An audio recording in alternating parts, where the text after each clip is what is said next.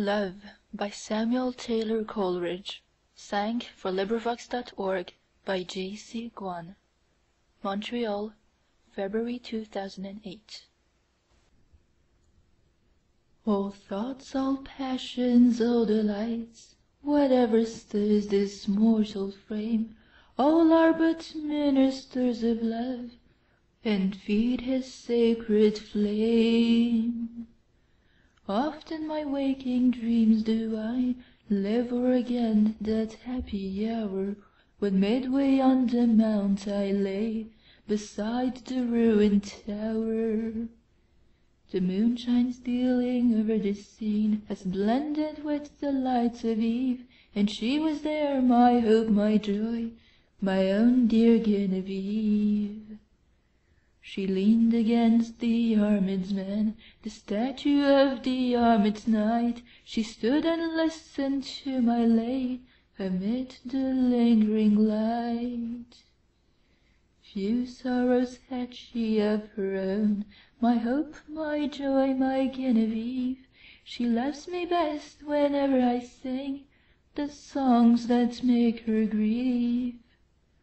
I played a soft and doleful air, I sang an old and moving story, an old rude song that suited well that ruin wild and hoary.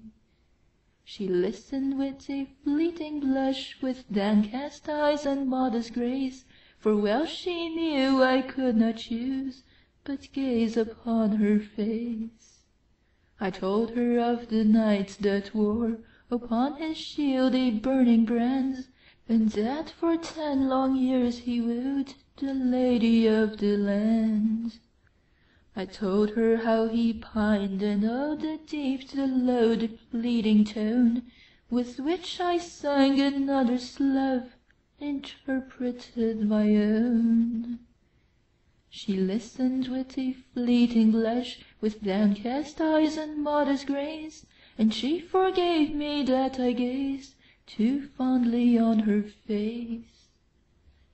But when I told the cruel scorn that crazed that bold and lovely knight, and that he crossed the mountain woods, nor rested day nor night, that sometimes from the savage den, and sometimes from the darksome shade, and sometimes starting up at once in green and sunny glade, there came and looked him in the face an angel beautiful and bright, and that he knew it was a fiend, this miserable night, and that, on knowing what he did, he leaped amid a murderous band, and saved from outrage worse than death the lady of the land.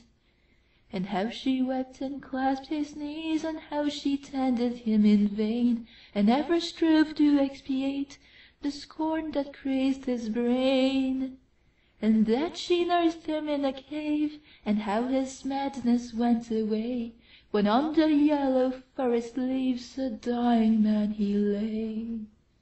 His dying words, but when I reached that tenderest strain of all the ditty, my faltering voice and pausing harp disturbed her soul with pity.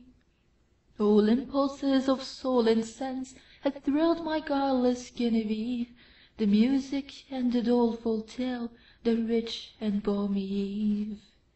And hopes and fears that kindle hope, an undistinguishable throng, and gentle wishes long subdued, subdued and cherished long. She wept with pity and delight, she blushed with love and virgin shame, and like the murmur of a dream I heard her breathe my name. Her bosom heaved, she stepped aside, as conscious of my look she stepped, then suddenly with timorous eyes she fled to me and wept. She half enclosed me with her arms, she pressed me with a meek embrace, and bending back her head looked up and gazed upon my face. 'Twas partly love and partly fear, and partly 'twas a bashful art, that I might rather feel than see the swelling of her heart. I calmed her fears, and she was calm, and told her love with virgin pride, and so I won my Genevieve, my bright and beauteous bride. End of poem. This recording is in the public domain.